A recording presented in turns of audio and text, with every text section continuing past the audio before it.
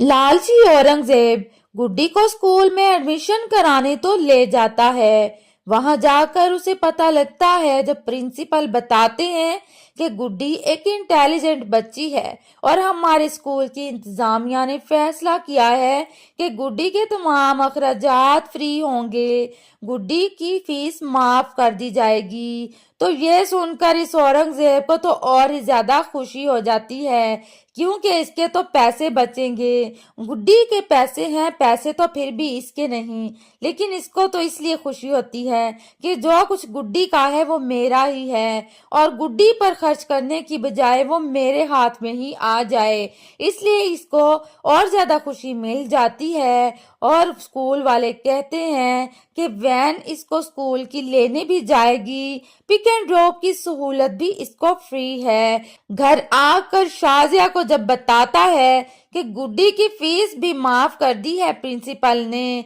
अब गुड्डी की फीस भी नहीं देनी पड़ेगी, तो शाजिया और खुश हो जाती है कि अब तो मेरे कंगन आएंगे ही आएंगे।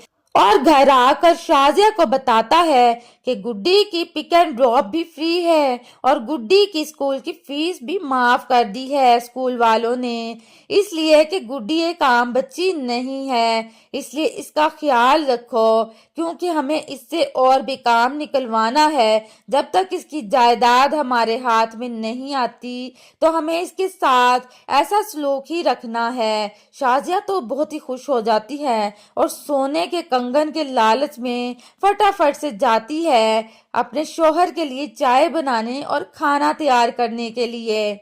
गुड्डी के इनाम की रकम में से जब आधी रकम उस रमीज को देना पड़ती है तो मौत ही पड़ जाती है इस औरंगजेब को। इतने लालच के भरे हैं कि जितना भी दे दो ये खुश नहीं हो सकते। बड़े ही टूटे दिल से उसको पैसे दिए और साथ में सुना भी दिया कि तुम अच्छा नहीं कर रहे, और वैसा ही रमीज उसने भी पैसे दे मारे मुंह पे, ये लो वापस रख लो। लेकिन वापस तो तब रखता ना जब उसे ये पता हो कि रमीज उसके खिलाफ कुछ नहीं करेगा।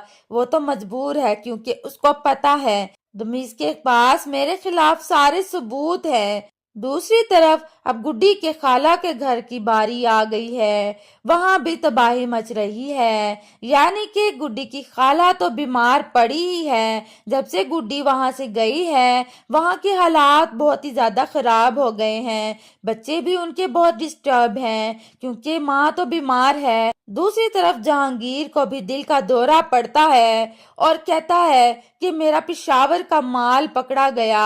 अब इस जहांगीर के भी बुरे दिन आ गए हैं, गुड्डी के खिलाफ इसने भी कुछ कम नहीं किया, गुड्डी के साथ अच्छा सलूक तो इसने भी नहीं किया, इसलिए बुरा तो इसके साथ भी होना ही था। और सोनी को भी कुछ ना कुछ एहसास तो होगा कि उसने बिन माँ की बच्ची के साथ कैसा सलूक किया, और अब जब खुद पे उस पे पड़ेगी तो ही उसे एहसास होगा। इशरत बहुत परेशान है और कहती है कि मैं बच्चों को क्या जवाब दूंगी। जहांगीर ने जो अपना बुत बना रखा था, जब बच्चों को पता चलेगा तो वो क्या सोचेंगे। शाजिया और औरंगजेब तो बड़े खुश होते हैं जहांगीर की ये हालत का सुनकर, और शाजिया तो कहती है कि मैं तो कहती हूँ कि सीधा अस्पताल से ऊपर ही पहुंच जाए। और इस औरंगजेब को तो देखो जरा, कहता है कि बुरे अमाल का तो बुरा नतीजा ही होता है। बंदा इससे पूछे कि तुमने कौन सा अच्छे अमाल किए हैं, उसने तो फिर भी कुछ नेकियां कर ली, वो इतना भी बुरा नहीं था। लेकिन इस औरंगजेब ने तो हद ही कर दी, इसने तो हर हद पार कर दी। अपने भाई भाभी का कातिल है ये, और आगे से गुड्डी को मारने की भी प्लानिंग कर रहा है, उनकी जायदाद भी हड़पने की प्लानिंग और उसे मारने की प्लानिंग, हर काम तो इस औरंगजेब ने कर लिया है। नाज़रीन, आप बताएं कि आपको ये ड्रामा कैसा लगता है, और ये भी बताएं क्या जहांगीर के साथ ऐसा होना चाहिए। कमेंट करके जरूर बताएं।